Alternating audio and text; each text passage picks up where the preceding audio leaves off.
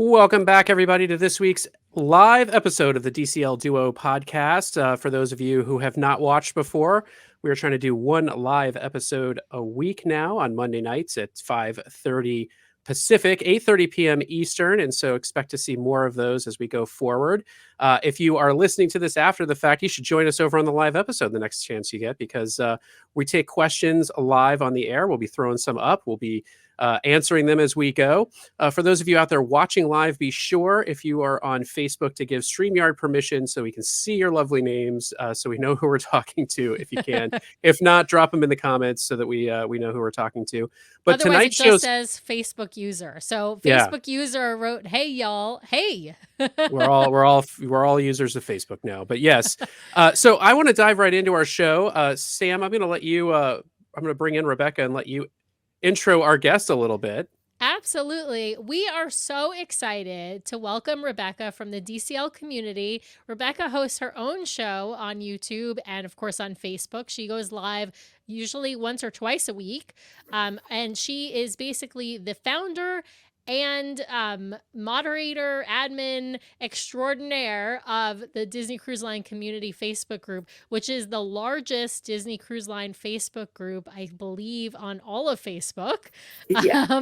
And it was the first. I mean, before Disney Cruise Line itself had a presence on Facebook, Rebecca started a group. So welcome to the show, Rebecca. Oh, thank you. I'm so excited to be here. I'm like, that entire intro video just gets me jacked every time I see it. I'm like, this is going to be the best show ever. And I'm just so excited to talk all things Disney cruising with you guys. Oh, well, we love Rebecca, it. I've got to start with, tell our audience, your cruising background. Like, how did you get from casual cruiser to admin of the largest Facebook group around Disney Cruise Line, and how many sailings we've been on, all that sort of stuff? Yeah. So hi, everybody. I am Rebecca, and I've been cruising with Disney since 1999. So my love for the cruise line goes almost as far back as the cruise line itself. I've sailed across the entire fleet, and I think something unique about me is I've sailed on board as a kid, a tween, a teen, an 18 to 20, a young adult, an adult. And with that, it allows me to connect with cruisers on whatever they may need to plan, prepare for, get excited for their Disney cruise. And, when I was a teenager on board, fun fact, I decided that I wanted my friends from one cruise and my friends from another cruise to get together so we could somehow strategically convince our parents to book the same cruise the following year. And that didn't happen. But what came out of that was this Facebook group, this DCL community. So that's how it all started. And slowly people from around the world just came in and started asking their questions and sharing their passions. And it just became a space where we could all connect on this thing that we love so much. And it's grown to over 290,000 members. It's free for everybody to join. You can follow along on Instagram too, but Facebook's where that community is based. And yeah, it's my happy place. I love being on board Disney cruises. So wait, how many total Disney cruises have you been on at this point? I just went on my 25th. I sailed on the Wish for the first time. So I'm officially Pearl, which is exciting. Yes. So I'm excited for some of those additional benefits that come with Pearl. I'm pumped. Awesome. And when you started your community Facebook group, were people doing the per sailing Facebook groups yet? Or was that still a ways off? No, this is back when people were still poking each other on Facebook, way back. So I was just saying the other day, I remember when the prompt that they had where it was like, Brian is, and then you fill it in. So now it comes up in my feed. I'm like, what was the sentence that I left this here? was like the early Facebook days, Brian, because back when it was cool and hip. Yeah. Back when it replaced MySpace and Friendster. Exactly. I was going to say, I needed to let everybody know that I had basketball practice that day. And I'm just, it's so funny looking back at the things you used to post, even in the group, when it was just, just a handful of my friends. And now it's a whole lot of friends from around the world, including you guys, which is awesome. Yes, Nice. We are very active in your group. I love it when you tag me on all those Disney Band Plus questions, because I feel like every other day somebody's asking a question about Disney Band Plus, and every time that happens, Rebecca tags me in the comments. Please let an expert answer Hey, these. hey, we wrote the section in the unofficial guide about Disney Band, Sam. So We you're did. you're an unofficial guide expert now on We're Disney Band. published in that book. That's so cool. My light reading. I love it. I So can't get enough Rebecca, Disney. you mentioned you just got back from your first time on the Wish. And since we're going to be prognosticating a bit, let's start with less prognosticating and more. That ship is so divisive. What did you No. think about the Wish? Like, where do you come down on it? Is it a ship you'd sail again, or do you think they just pivoted way too far in a direction that's not, for you? Yeah, a great question. So I went into it with a very open mind, and I think that's how everybody has to go into every Disney cruise experience, whether your first cruise was on the Wish and you're not going to try the Magic or vice versa. Um, people freaked out when the Dream first came out back in 2011 because it was different than the Magic and Wonder. And that same thing happened with the Fantasy, and the same thing happened with the Wish. So I think it just takes people some getting used to and warming up to the new ships. Mm-hmm. I loved it. There were definitely some things that made me question why, but it wasn't anything that would make me not book that ship again. I mean, we loved it. The adult only space was great up on deck. The dining rooms were amazing. Yes, maybe a little tight and a little loud, but nothing again that would make me not book it.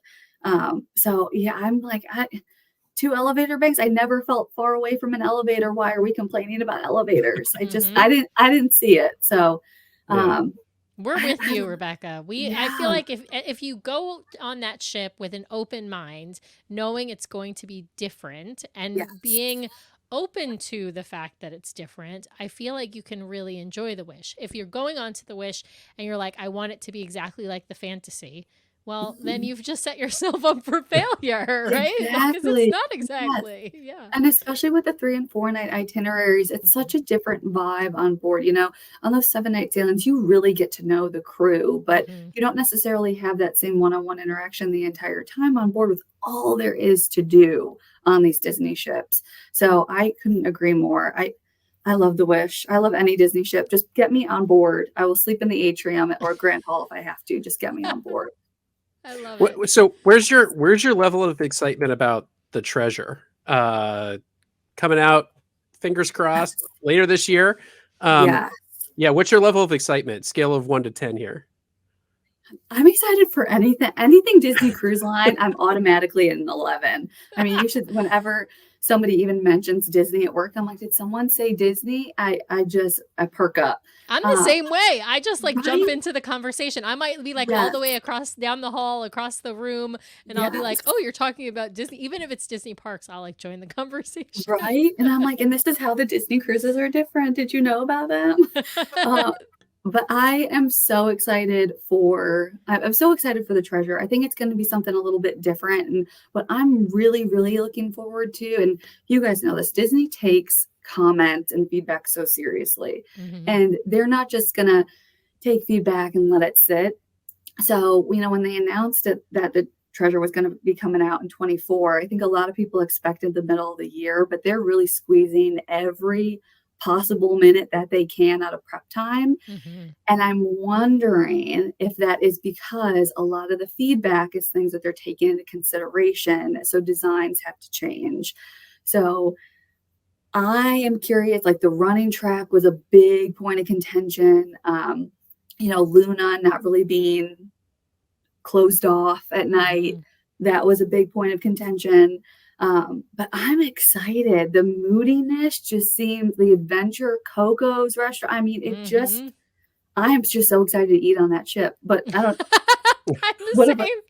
Right? I'm excited to eat. I'm excited to sit in the Walt Disney Theater and watch Moana. I mean, let's be really honest. Yeah. Although I'll say, I am guessing, just based on everything we've heard, there won't be significant design change on the Treasure. Now, I hold out hope on the physical on the physical part. Like, I don't think we'll get a running track. I think that ship sailed, pardon the pun. Just the way they design these ships, right?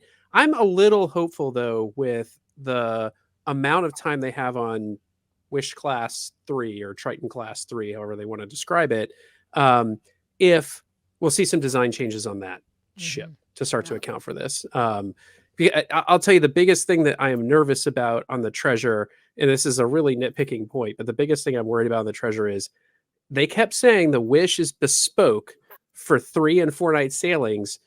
The stateroom storage reflects that, so I don't know what you do Yeah. if you're sailing on it for 7 nights. So like I do hope they may have accounted for that in some of the room design choices, but I don't know. I don't know. Well, we build this show as prognosticating about the future of Disney Cruise Line. And so I want to kind of just, this is all going to be wild speculation, everyone. We have no specific knowledge of anything Disney plans to do in the future. We're just reading tea leaves at this point. But I'm not sure that there are, 3 better people out there aside from some Disney Cruise Line Imagineers to just kind of toss these questions around and see where we think it's headed. Rebecca's been sailing for a long time with Disney and seen kind of the arc of where they're headed. So I want to start with this new ship coming out, not the Treasure, the Adventure. Yeah. So we know it's a mega ship. We know it's gigantic. We know it's going to be based out of Singapore. Beyond that, we don't know a ton. We don't know. I mean, we assume it's going to be doing, Asia Pacific sailings, but I don't know that the cruise weather over there is favorable year round. 4 funnels on top. Like, Rebecca, what was when you first saw the Adventure and you first heard the news about the Adventure? What was your first reaction to that? Holy moly, that's a lot of ship for Disney. It's not like we have it's not like Disney Cruise Line has the biggest ships out there to begin with. So this was a big adventure for Disney Cruise Line.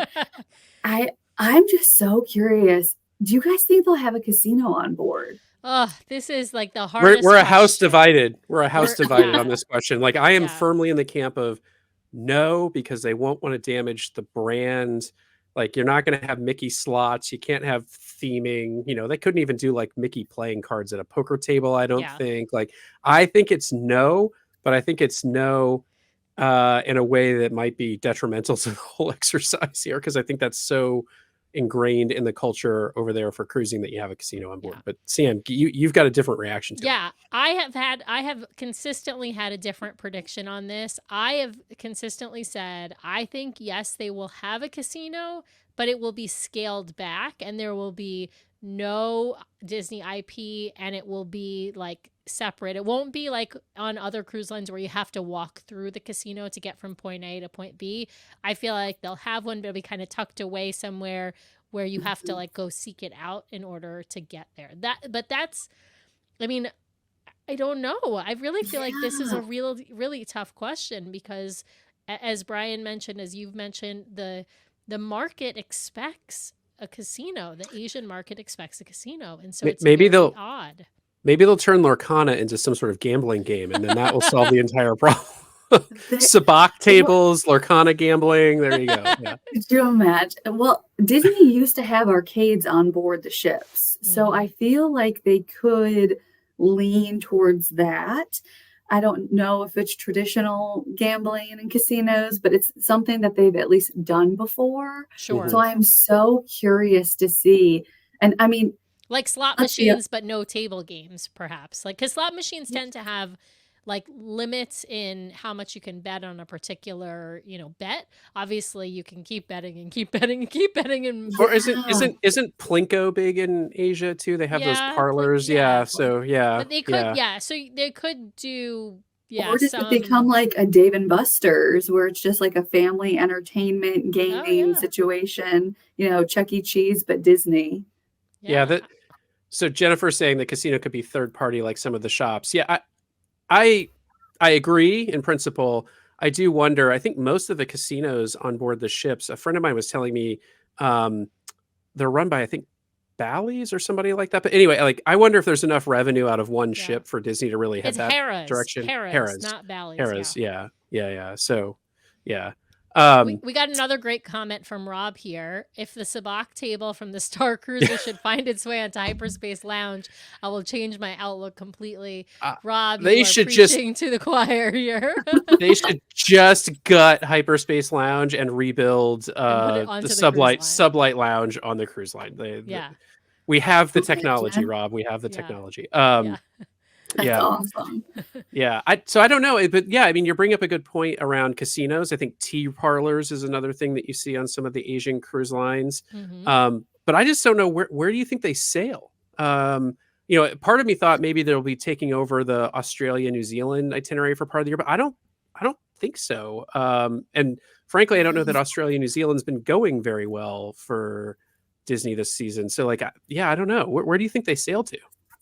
I mean, I feel like there's such a bigger part of that ecosystem, right? Because it's not just about sailing. You have to get people on board, which involves a Mhm. lot of marketing. And, it's one thing to run one commercial on Food Network during prime time that reaches all of the US versus having to reach people across a bunch of different countries. And, you know, Disney Cruise Line's marketing budget, I don't know what it is. I know that their marketing team is fantastic, but having to do those specific campaigns in all those different countries, that involves a lot of legwork, a lot of brain power. And I think that's something that Disney would have to invest in to be able to grow in these other markets because there's a lot of people, even here locally, that just don't know that Disney cruises exist? Yeah.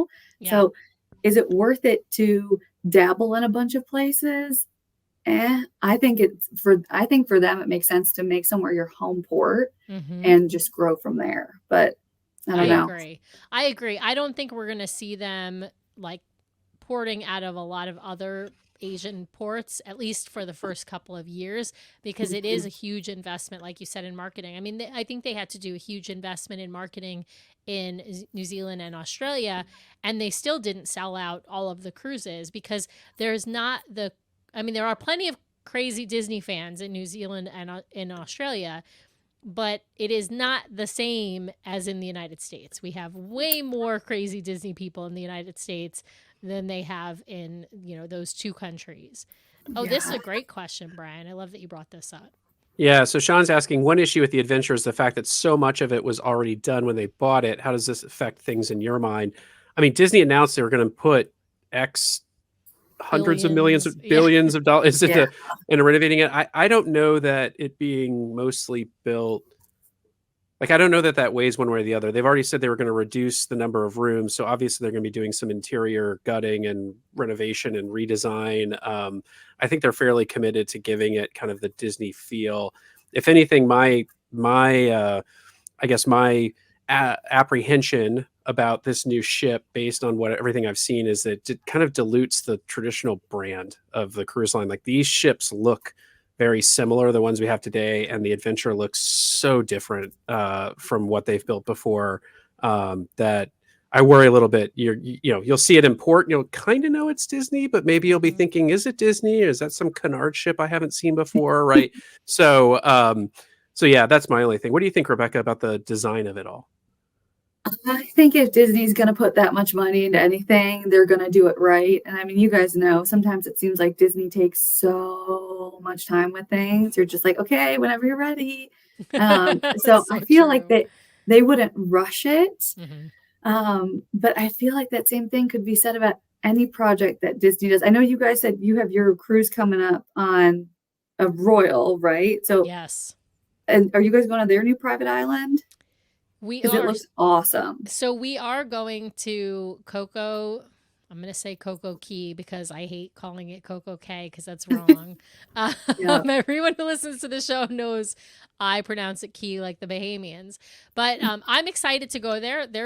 It looks really amazing. Nathan and Brian loved it on their sailing last May. And so we're going to be going there in April. And then again in May, we're going on not the newest ship. We're not going on the Icon, but we're going on two of the Oasis class ships in April and in May. And so, yeah, I think it'll be interesting to kind of see and compare, what they're doing both on board and on their private island in comparison to what Disney's doing.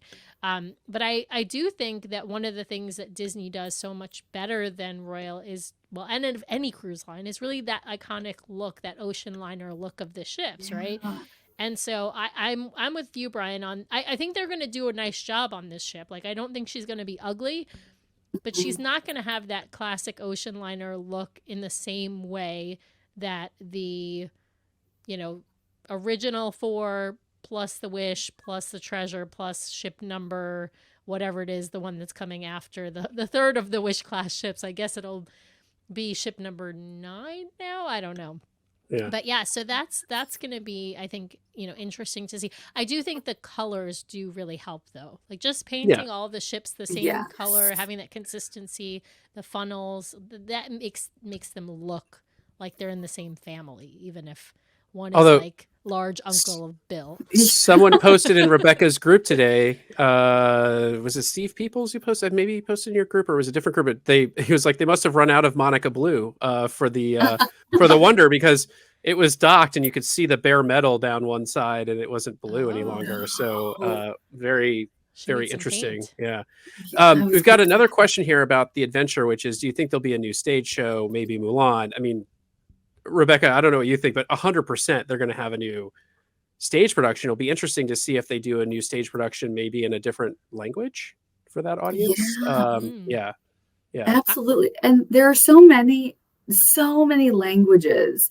So I feel like it's going to be interesting to see how the service on board reflects that too. Yes. And, having some sort of show that connects to the audience and teaches them what Disney Cruise Line is. I don't know about you guys, but I miss the Welcome Aboard show that would talk about, this is what you're going to expect this week. This is why your kids are going to have fun and the adults are going to have fun. And I just feel like there's so much that people just kind of expect you to know when you get on board. And if you're a first-time cruiser or even a second or third, you just might not know. So I would be curious if there's almost like a Welcome to Disney Cruising show like there used to be. I think that's a great idea, and that's a great prediction. I think that would be super smart. I will say no to the question about Mulan, because Mulan is actually very politically divisive because of the way that Disney did the storytelling about the Huns and all of that. And so it's actually probably not the show that I would guess they would put on the adventure.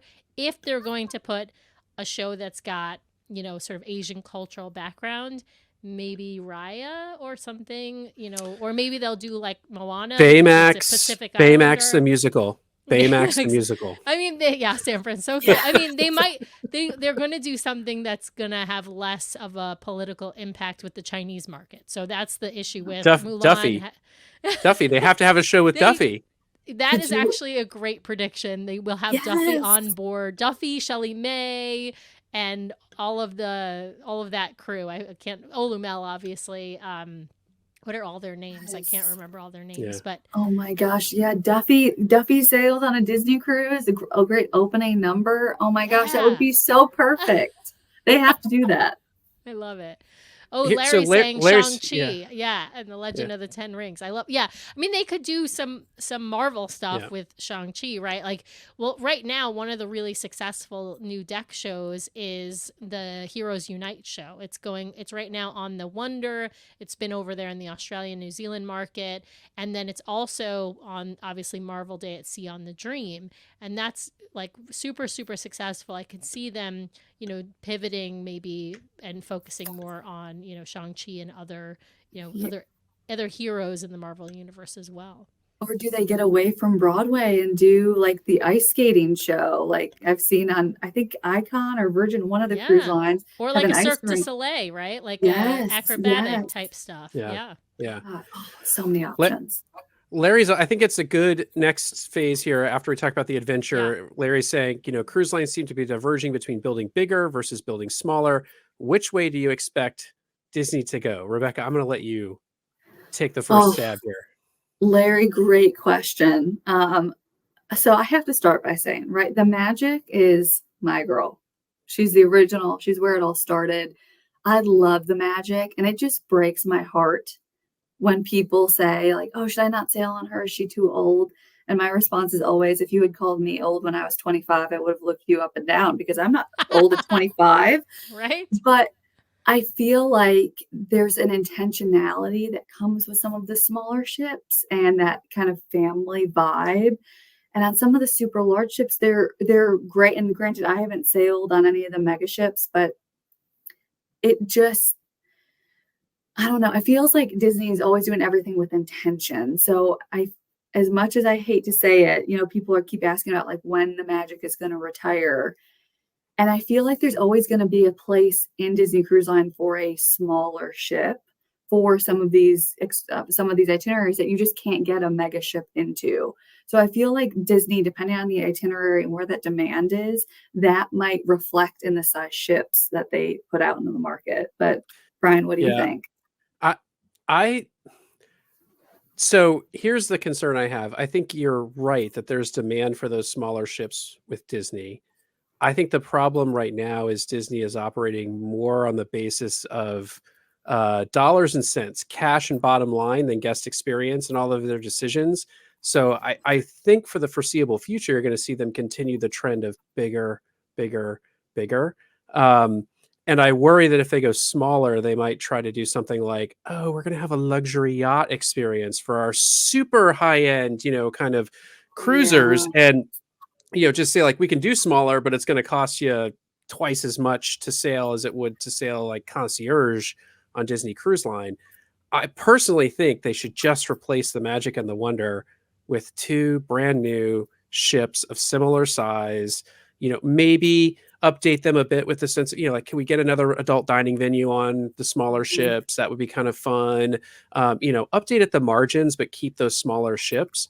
I'd be curious let's just throw this around to all three of us. How much longer? So the Magic is the ship I think that is really starting to show her age. Like honestly, really starting to show her age. And I'm a little worried, how much longer does the Magic have? Like how many years do you give it, Rebecca, before they really have to consider retiring that ship? Breaking my heart, Brian. You're breaking my heart. I'm just like, just give me the Magic. I will take her and sail on her forever.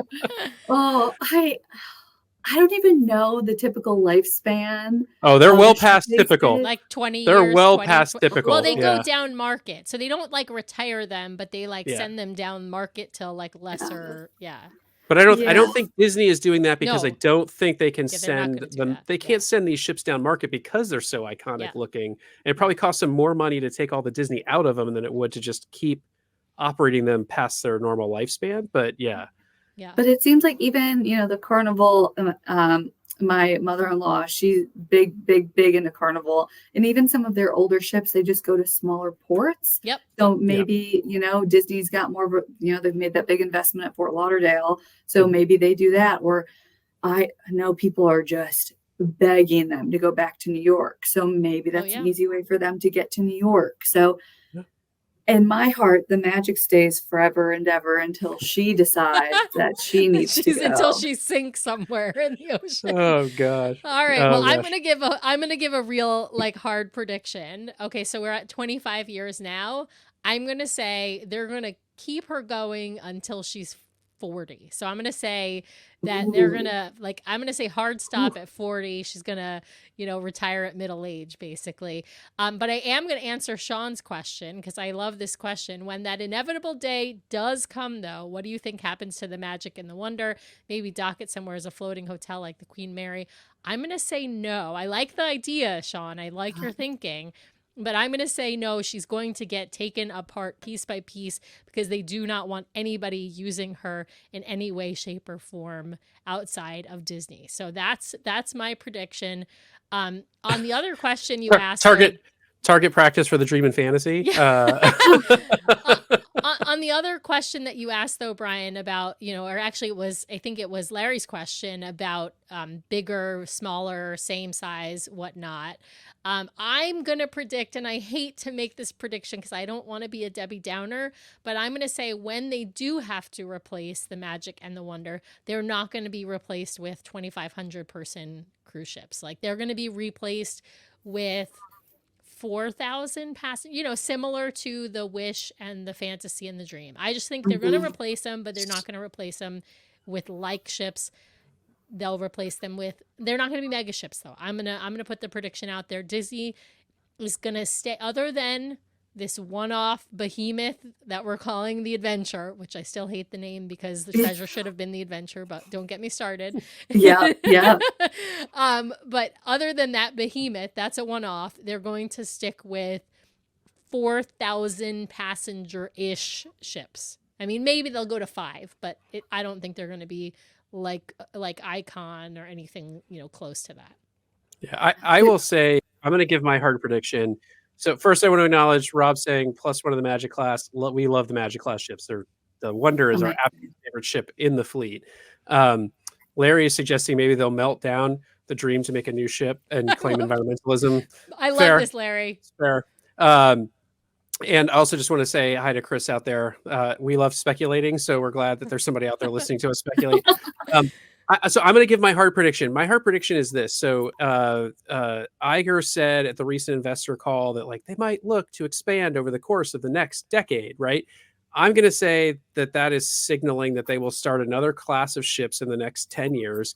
And I would suspect that 2 of those are slated to replace the Magic and the Wonder. And so I give the Magic maybe 10 more years before she's done, maybe a little less, and the Wonder gets the next 10 years. I don't know, but I don't think either of those ships have more than a decade of life left in them. I will say this again: we were on the Magic, we're going back on the Magic. She is starting to look a little tired. Like they're doing their best, and she looks great, but she doesn't look Dream and Fantasy great or Wish great. So yeah, I think it's getting close. She's kind of a Monet, if you know what I mean. Yeah.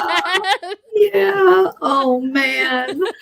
I mean, but there is some hope for you, Rebecca, because Michael said he looked at the oldest ship currently non-retired status is 76, the MV Astoria. I'd love to see photos of that information. I'd love to see photos, Tracy, of what that ship looks like on the inside, and I'd love to know if you would sail on her. But yes, there you go. I was going to say it's just going to be the Magic and I doing round trip to Castaway. It's going to be great. And NASA. After this one, I have a question for you guys. Okay, yeah. So this one is another area. Like if they keep on course and keep building mega ships, there was always some speculation though that Disney might build some smaller ones. I think pre-pandemic, we would have said, Disney was probably pretty close to entering the river cruise market directly rather than continuing to partner with AMA Waterways, or maybe in addition to, partnering with AMA Waterways. I don't know. I think with National Geographic being owned by Disney, having the Adventures by Disney product, I think they can do a lot of this stuff outside of the traditional Disney Cruise Line brand. But I don't know. What do you think, Rebecca? I think they're going to go where the demand is. Disney is listening, and I think some of those things would be so cool to experience. Is it for the mass markets? Mm-hmm.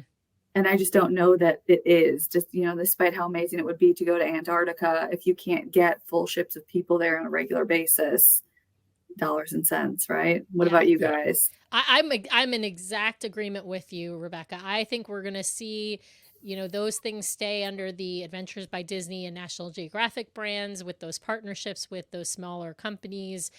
We might see some expansions in certain markets and maybe some compression in other markets, but they'll go where the demand is. And I don't think they're going to go full throttle, taking that over themselves. Yeah. Yeah. Big jump. What about you, Brian? No, I think as long as they have other outlets like Adventures by Disney and National Geographic, they can. Those are tailor made to like, let's see what happens if we do this or support these cruises for a few months, or do the Galapagos, do Antarctica, do a $100,000 around the world private jet experience, and then if it doesn't work out, who cares, right? We'll just not have it on the itinerary again, right? I think Disney Cruise Line, you're booking cruises. Well, talk about this in a second. You're usually booking cruises 2.5 years in advance. With Disney, it's maybe 18 months at times. But you're booking so far in advance, you got to have an idea of what the demand's going to be down the line. I feel like with Adventures by Disney and some of these others, it's such a smaller capacity kind of thing. I don't think DCL needs to push into those markets. Yeah. Agreed. Well, we Rebecca had one other question. But Rebecca had a question for us. Oh no, yeah, Rebecca, go ahead. I forgot. Yeah. So I'm curious, we were talking about destinations, and I'm curious if you guys have any predictions for the brand new private, what is it, Lookout K at Lighthouse Point? Yeah. And I think you mean Point, Lookout K. Lookout Key, but Lookout Key at Lighthouse Point. Thank you. TM. Thank you. TM. Yep. But do you guys have any predictions for this new destination? And do you think Disney will ever add another private island anywhere else in the world? I think that's a great question. I don't know that outside of the Caribbean that Disney's going to do another private island. I don't know that any other cruise line though really does, because the market obviously for warm weather cruises really is in the Bahamas, the Caribbean, right? So I feel like that's probably unlikely, but I do think there's definitely a possibility of a third private island in the future if Disney continues to increase its fleet, because like right Mhm. now with Lighthouse Point, they're just having, it's just going to be one ship docking, just like they do at Castaway. Whereas Royal has, two ships that dock at Coco Key. And Ooh. so, yeah. And so some of these other cruise lines are giving greater capacity at their private islands so that they can have multiple ships, and Disney is not. And so if they increase the fleet significantly enough, they might need a third location. For now, I think Lighthouse Point, is only going to be partially developed. They're doing phase 1. Mhm. From what we know, there are some water excursions, there are some cultural excursions, there's cabanas, there's, presumably cookies or whatever they're going to call it if they don't call it Yeah. cookies. They've got an adult beach that they're calling Serenity Bay. So I think we're going to see very, very similar circumstance and very similar amenities as what's on Castaway. I don't see them developing some crazy water park like Royal has at Coco Key. I'm not sure if that's a good thing or a bad thing. I actually think they're kind of missing out on the older kid market, right? So I feel like Disney Cruise Line's private islands really cater to families with young kids or adults. And I'm Mhm. not sure they really do a great job in providing enough activities or the right kind of activities for families with older kids and even like preteen, teenagers. Yeah. Yeah. Well, I remember the teenagers used to have their own beach where Did they the really? Oh yes, my we had our goodness. own beach, and then those darn cabanas came in and just took our beach away. Oh, well, that And, makes sense. they tucked the teens away in the back. So Yeah. I'm right there with You you. know I what think that's all about, Rebecca? I, Let's It's just all I say about the know. Benjamins. here is the guaranteed prognostication of the night: more cabanas. There will be more cabanas. Yes, yes, as many there'll just be one island called Cabanas. Cabana It's gonna be Island. great. Yeah. That's what they'll do with the magic. They'll just float her off Castaway and make her one giant cabana, and everyone can just go get their cabanas there. Yeah, It's there you gonna go. be There you go. perfect. But I Yeah. feel like they could easily do a Typhoon Lagoon Island, True. where they're bringing that experience. And I loved when they added the Pelican Plunge slides all those years ago. But unless you just want to hang out on the beach, which I love doing, I'm a total beach bum. You're right. There's this gap in the offerings, and I think that there's a lot that Disney could do with that. And especially with their creativity, I would be curious to see. Yeah, I wonder how absolutely. much of the new island. I wonder how much Disney was hamstrung with the new island and all of the sort of concessions that they needed Environmental. to make, the environmental concessions, all of that sort of stuff. But But then I look Royal at that and I go, Royal but then had to I deal with well, the hold Bahamians on, too. hold on, Sam. Yeah, but that deal for Coco Key was done ages ago, right? Like what I'm talking about is what I was going to say is Royals doing a deal right now in Nassau that's under a lot of pressure for that little strip of land next to the port to create like an adult exclusive, not island Beach but club. private It's a getaway, yeah, beach club. Yeah. beach club, and like I don't know, like that's still in flux, right? I mean, there's still a lot of pressure on them to figure out what they're going to do and what concessions they're going to have to make. So I just don't know if Disney was hamstrung a bit. I agree with this comment from Chris. Like I think that there is a balance between what I'll call the utter insanity and chaos of Coco Key and the complete and total serenity and of Castaway Key. Like I think there's some way to balance these competing interests out, and I absolutely loved the pool at Coco Key. Like I so prefer swimming in a pool. The salt water just gets in my eyes. It's a problem for me. But I loved that there was just such a nice big pool with a swim up bar and some music playing. It was fun. Now the crazy water park, I don't think Disney will ever do. That's sort of my guess. So yeah. Yeah. Yeah.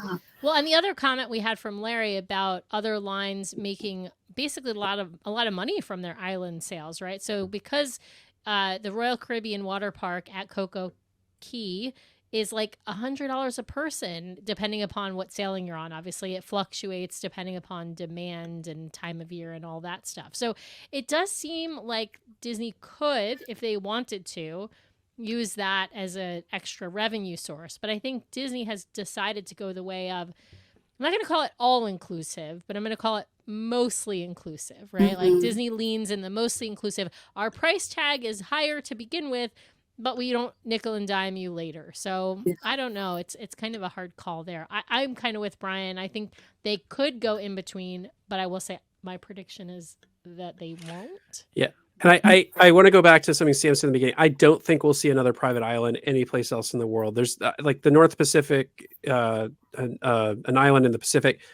The weather there, all that stuff is very unpredictable. There's not enough other port stops around. Like, and it's just too far away from everything, right? Like Hawaii is wonderful and beautiful, but you're going to spend a week in Hawaii because it's too far away from the mainland. So, that's the only place in the Pacific that I could really think. What about something in like the Cabo area? They used to do the Mexican Riviera cruises all the time. And maybe there's something with the Panama Canal going back and forth. If they could base a ship permanently on the West Coast, which let's just be clear, that would probably be the Magic or the Wonder. If they could, because it'd be an older ship, and that's what tends to get based out here on the West Coast, is not the newest and greatest. Those go to the Florida ports, but they could base. We're okay one of those with ships. that, by the way. You can send Magic and Wonder. We'll take them both. Yeah. If they could do that and do the cruises year round, yes, but I just don't like. I feel like those sailings are all seasonal because the weather isn't great all year round. The weather in the Caribbean is pretty great all year round, so you need another location like the Caribbean where you can get that just all the time good weather. Far enough south to Mexico. That's the problem. Well, and to have a private island, you're going to have multiple ships sailing to it to fill the time, right? So that's the other advantage of. Ship. Yeah, exactly. Because then you'd have like once a week stops or twice a week stops if you did 3-4 night cruises. Yeah. Here's a good one to speculate on. When are we going to see those sweet summer 2025 itineraries? If I had $1 for every time I was asked this in the group in the last couple of months, I could pay for a Disney cruise. Let me tell you, people are itching to get these itineraries, and I'm like, Disney. Give the people what they want. They want to give you their money. Right. Yes. We want to give you our money. We want to book Alaska 2025. Disney, give us our itineraries. So to this specific question, I thought they were going to come out this month, but I'm actually thinking potentially more like next month, maybe. It's so unpredictable. Disney used to follow a very regimented, I don't want to say like down to the day, but you could reliably count on, we'll get these itineraries in this month, and they used to go out 2 years. It's like so sparse now. But that was pre-pandemic. Everything has changed, you guys. I feel like I don't know that expectation throw out the window. Well, hold on, because the other cruise lines, I can book cruises into 2026 on some of them. I suspect what's really going on here is Disney doesn't like to tip their hand on what's coming when they're doing new stuff. And so I think they've been holding these releases much tighter, because if we go too far, you're going to know when, the Treasure Maid's going to be, you're going to know when the Adventure is going to start sailing. You're going to know when, so I think they have enough new going on. They're trying to keep it close to the vest. And also if they publish a bunch of stuff and then a maiden voyage gets delayed, they got a whole bunch of bookings they have to redo now. Right. So I think that's part of it. I actually think once we get over maybe into the last ship that they're going to release, we'll see them ramp back up, because the other cruise lines do this out to 2026 because it's money in their pocket. Like, that's cash flow, revenue generation, letting people book into 2026. I think Disney's going to start to need that too, with the size of the fleet they're building. I don't know, Rebecca, when do you think the itineraries are coming out? I mean, do you think we'll ever get back to like 2 years worth of them to book? I feel like we've let Disney get away with the couple months at a time. So I don't know that we'll ever get back to that much notice. And I think they love the anticipation and the buildup of it too. That's just the vibe that I'm getting from all the small releases. But I feel like we'll know something in the next couple of weeks. Last year, I believe it was that last week of February into that first week of March when things opened up. So I'm hopeful we'll know on that soon. And I'm hopeful we'll know on the theme cruises for Q1 of next year soon, because it was around this time that they announced that Pixar Day at Sea and Marvel Day at Sea were coming back. And I'm so curious if Star Wars Day at Sea will be coming back. Ooh. Oh, here's my I predict no Star Wars Day at Sea for at least a few years. No. Like I think they're going to lean in hard to Marvel and Pixar, and I think Star Wars just didn't. I don't think it was a draw, for them. I think I always looked at it as like, we've been on Star Wars Days at Sea, we enjoyed them. Twice. We did the whole costume thing. We met Chewbacca. Just one time. We did the costume thing just one time. The second time we forgot the costumes. But it was fun. But I always looked at it and went, I'm not sure I'd book a cruise because it was a Star Wars Day at Sea. I'm absolutely trying to figure out how I get on a Marvel Day at Sea or a Pixar Day at Sea, right? So True. I just wonder if the guest feedback was kind of like, it was nice, but I didn't need it, right? So if they're going to bring it back, they should put it on the Wish, because they've got Hyperspace Lounge on the Wish. They should find a way to do it there. That would actually be really smart, especially after the Treasure comes out. If demand slows on the Wish, that would be a good way for them to increase demand on the Wish by bringing a specialty day at sea. I'm going to say. I want to know what Rebecca thinks about Star Wars. Do you think it's coming back? I definitely think there's a demand for it. People ask about it all the time. I would be curious, though, if they would bring in another theme. Frozen's popularity is not diminishing, and I think Frozen Day at Sea could easily happen on the Wish, like True. Sam, you were saying, to really, really drive that demand on. If you love princesses, this is it for you. So I think there's going to be, they know that these theme cruises get people excited, especially in the off season, and with how many cruises that they're going to have, how many ships they have leaving from Florida. I think it's only in their benefit to add in an additional theme sailing. Yeah, I think that's a great prediction, but I'm gonna piggyback on what you said, Rebecca, and I'm gonna say I agree with you. I think itineraries are going to be out either very end of February or very early March. I think we're going to see those itineraries, and I think you're right. They're going to announce at least Pixar and Marvel. I love this prediction about Frozen Day at Sea. It's not a cruise that I would book, let me be honest, but I do think it would be a really, really smart idea. And it would go really nicely with the Wish, because you've got Arendelle and because you've got the Olaf's Royal Tea, which, by the way, was like a show within itself. It was fantastic. I got to go because I have a kid, so I could make him go, and Ryan skipped it, but it was actually really fantastic. The food was terrible, but the show was fantastic. But even some sort of like royal day at sea where you can get all the princesses involved. I mean, how often are people just all in on the royal gathering? On this sailing on the Wish, there were so many people dressed fully in Cinderella ball gowns. Blew my mind. I was like, how did you get that in your luggage? Please teach me your ways. I feel like there is such a demand for more princesses and more superheroes. So totally. How can Disney do more of that? I wanted to throw up this comment. We were talking itinerary release. At some point, people, particularly cruisers, will make other plans. I 100% agree. I think this is why Disney has to get back into some rhythm, because if you're trying to plan your spring break and you can't book it because Disney hasn't released it, and you start looking around at Royal Caribbean, I mean, that's you may book something, and then Disney just lost out on that. Except. So probably the three of us are like these people who do book our vacations like a year and a half in advance or 2 years in advance when the itinerary releases come out. However, I will say, I think a lot of people, when I talk to like coworkers and friends, they're always surprised at how far out I have my vacations planned, and they plan their vacations like same year. So like in September, they may be planning their April spring break. So they're not planning a year or 2 years in advance. They're planning maybe 9 months in advance. So, but that actually works. That works against Disney, right? Because Disney's best prices are on opening day. And if I'm a year in advance and I'm looking at a Disney cruise or Royal Caribbean cruise, I mean, Royal's going to eat Disney's lunch on price just about every day of the week, right? You're right, except on the icon.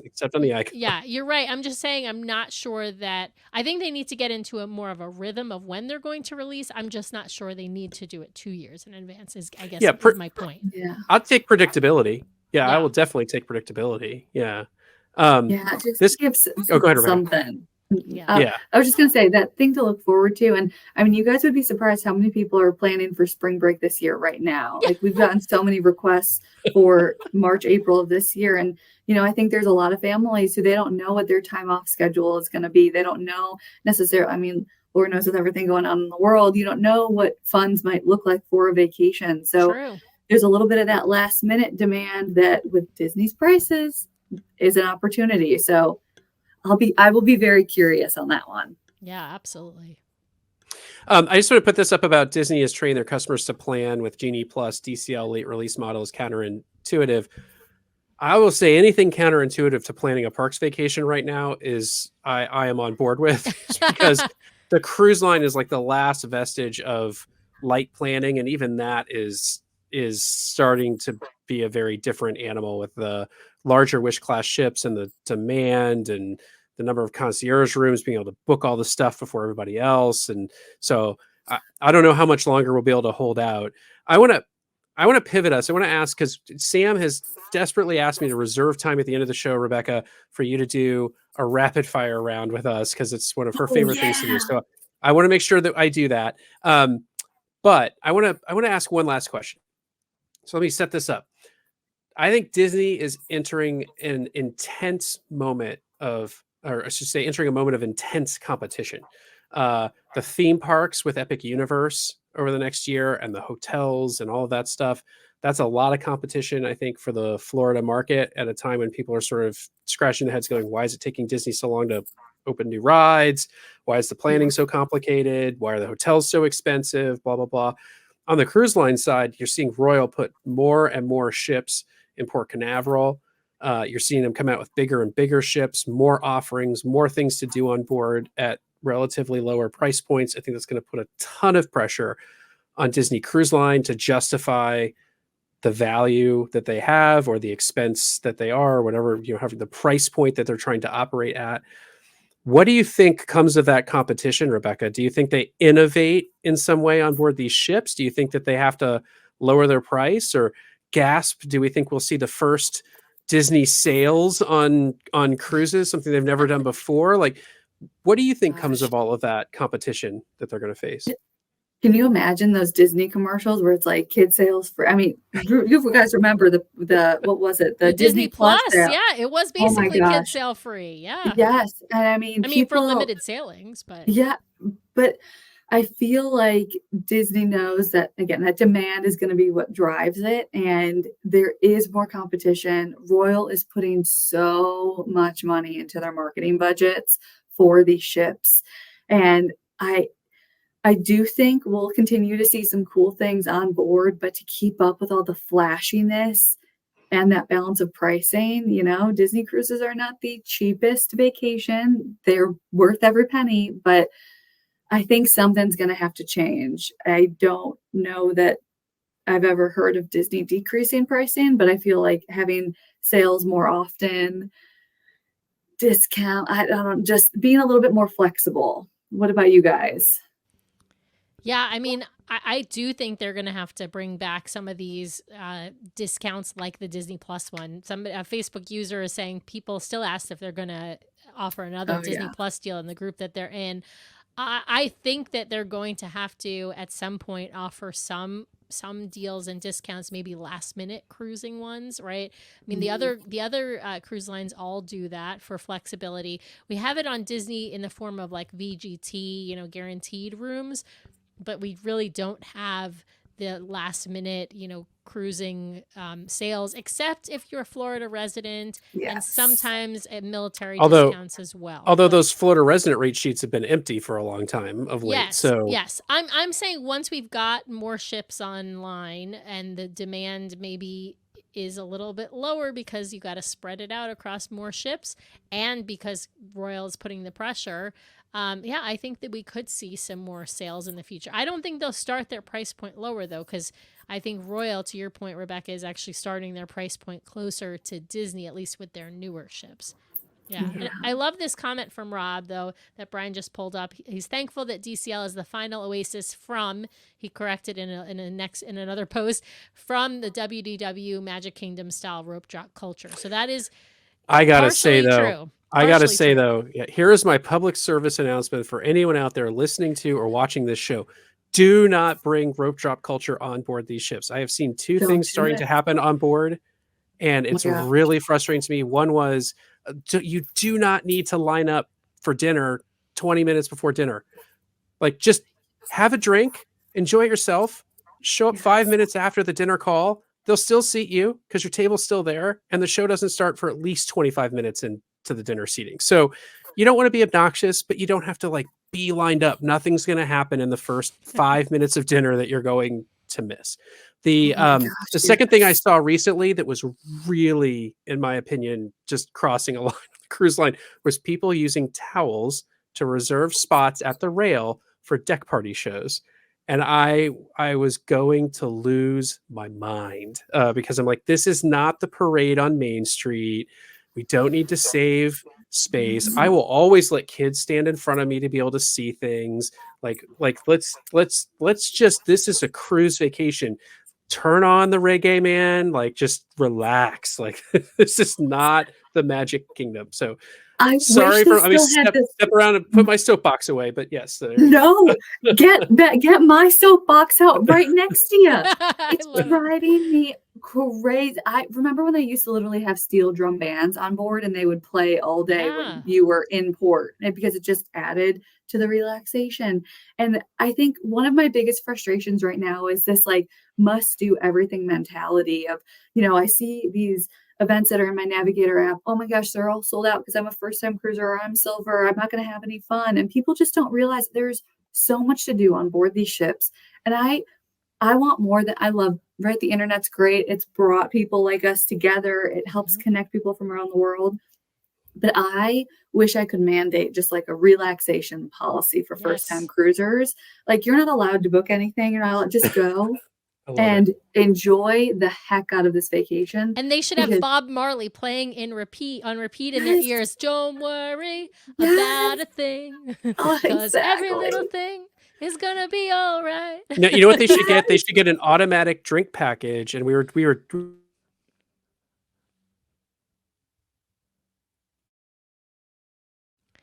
You're on mute, Brian. You just turned yourself on mute accidentally. I was Like, wondering if there was something wrong with me. You're getting mute again. Nope, we can't hear you. oh no, somebody took his soapbox away. Somebody took it. He's Oh. saying they should have a automatic drink package. It was really funny. We just watched. I know exactly where he was going. We just watched How I Met Your Mother, and during the wedding season where Barney and Robin are getting married. And Lily basically pays the bartender to give her what's called the Kennedy package, and where she's just, and anytime her hand is empty of drink, they just hand you a drink. I love that. That's awesome. But I feel like there's such anxiety around planning the perfect Disney cruise. And I'm like, you could step on board and not have a single thing planned and still have the best Yep. experience, because you don't have to plan anything. It's just part of the fun is relaxing, which I think people forget about is an option on vacation. Absolutely. Absolutely. Right? I can't bring up the comments because Brian has the control of StreamYard, but one of our Facebook user friends says that they walked in maybe 15 minutes before showtime and sat exactly where Sam recommended them to sit. So you still Oh, can do that. It's just if you've got a party of 12, you're going to have to go early. But if you're a party of 1 or 2, you do not need to go early. We yeah. have Brian back. Yeah. We Oh, cannot hear you still, Brian. All right. Well, no. I'm going to move to rapid fire while Brian Yes. sits here and just listened. I kind of love this, by the way. He's, for those watching on video, Brian is giving all kinds of thumbs down. But I'm going to ask you, Rebecca, your Disney favorites. I'm just going to ask you your Disney Cruise Line favorites, since obviously we're focused on that today. I already know your favorite ship because you've said it 12 times during the show. So it's the Disney man. Magic. We're going to go a little overtime so I can ask you these questions. But okay, what is your favorite Disney Cruise Line stage show? Any of the ships? Oh, the original. There's nothing like Peter Pan and Anne Marie and Disney Dreams. Like there's just nothing like it. Oh, Hey, we there's heard audio. Ryan. We heard your audio. Yeah, I we will heard that. not be silenced. I will not be silenced. I love it. All right. What is your favorite bar, again, on board any of the ships? Oh, I love Skyline. Oh my gosh, It's a on the great one. Fantasy, it is just beautiful. Nightingales on the Wish was very, very nice, but is small, but there's nothing like Skyline. Yeah, and the one on the Fantasy, I'm with you, is better because it's a little bit bigger than the one on the Dream. Yes. Yeah. Okay, favorite thing to do on board, favorite activity? Relaxing with my family or friends that I'm sailing with. That is my favorite. That and eating. It's a tie. Speaking of eating, what is your favorite rotational dining restaurant? I'm a sucker for animators. There's Yeah. just nothing like the original. And I would say animators on the Magic Wonder are great, but like animators on the Dream and Fantasy, when you get those extra shows in there, the best. Absolutely. I love it. All right. Really important questions. Favorite savory item and favorite sweet item on a Disney cruise. We're going to start with sweets because savories are always my favorite. So favorite sweet item. Oh my gosh, which ship? I mean, chocolate souffle is what comes to mind first, but creme brulee too, and all the ice cream. Is there an all of the above option? Yeah, there you go. That you gave us at 3 and then all of the above. I love it. All right. Yes. A favorite savory item. There is nothing that makes me feel like I'm on board a Disney cruise like chicken tenders and french fries. Love it. Right? They're Life-changing. life-changing. Life-changing. Exactly. Yes, the best. Okay. Aqua Dunk, Aqua Duck, Aqua Mouse. Pick one. I love a drop slide. But there is nothing like that final wraparound when you're on the aqueduct and it's just serenity as you're like looking out over the blue ocean. So I'm gonna go aqueduct. Love it. All right. And my last question is, what is your bucket list cruise? If you could go on a cruise, a Disney Cruise Line ship, but anywhere in the world, where are you going? I would love to do the Southern Caribbean itineraries. Those islands just look fantastic. So one of those like 10-night Southerns, look right up my alley. Love it. Awesome. Well, thank you for playing, Rebecca. Other than your show choice, you win. That's okay. That's okay. Rebecca is an automatic winner. Listen, all right? listen. I have to give some judgment, okay? This is not a judgment-free zone, okay? Oh, wait, I have to know, what are y'all's for the shows? So for me, it's the Beauty smoked and the old fashioned at Beast. Hooks Barbary. that is Brian's favorite show is the smoked old fashioned. Yeah, no, Beauty and the Beast is number 1 with honorable mentions to Tangled and Frozen. And sometimes I will tell you, the last production I saw of Tangled on board the Magic, I was like so blown away. I was thinking, oh, could this actually beat Beauty and the Beast? But I'm still giving it to Beauty and the Beast. So it's really, really close. Yeah. Okay. All right. I've got 2 more comments. Yeah. I've got 2 more comments I want to throw up first. We all love Karen over at My Path on Wine and Travel, and she sent us a comment very on, just thanking us for all being great partners with her agency. So I just wanted to thank Karen, our fabulous show sponsor, for sending that note. Love Karen. And I wanted to end our show with one final prognostication. Came from Chris Kitterer. What do you think the 3rd Wish class ship will be themed to? And any thoughts on a name? Oh, I'll give you my name because I've been jonesing for this name for a while now, which is the Disney Imagine or the Disney Imagination. I really thought that we would have that before. I'm really gunning for Figment off the back. It seems like he's getting a lot of play in the parks. So I think a Figment statue in the atrium or off the back would be really cool. So that's my theory on a name. But I don't know. I mean, if you do that, they're supposed to be naming the ships to theme them. So it would have to be sort of imagination and wonder and all that fun stuff on the inside of it. So that's my guess. Rebecca? Imagine or Imagination are definitely up there. But when I think about classic Disney, even thinking to the Disney Plus commercial that was in the Super Bowl last night, When You Wish Upon a Star, is it the Disney Star? Peter Pan theme, what, like Tiana, you could do something there with her wishing on. Like there's a lot that I feel like they could do in the atrium looking up with the stars. So maybe, but I like what you're saying. I shouldn't admit this to the internet.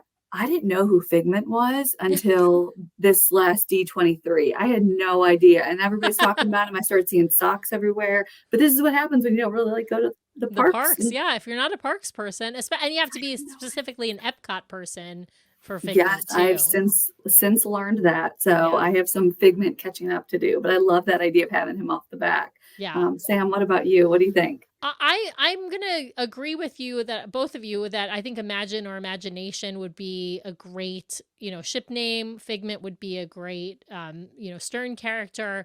I think they could also really lean more into Pixar with that as well. I think, Pixar is a huge success for them. And so I think leaning into Pixar would be the way to go. I love this name that CT came up with, though, the Disney Believe. I think Believe would be, you could do that with the imagination theming. And, I still believe in fairies and I believe in all of these other, characters and whatnot. So the only problem with Imagination is, again, we're going to have this problem where there's stuff on one ship that then should have been on the other ship. So I'm thinking about like the, what do you call it? The Inside Out themed, ice cream gelato place. Sure. If they're going to do the Disney Imagination, it should kind of be over there. So, yeah.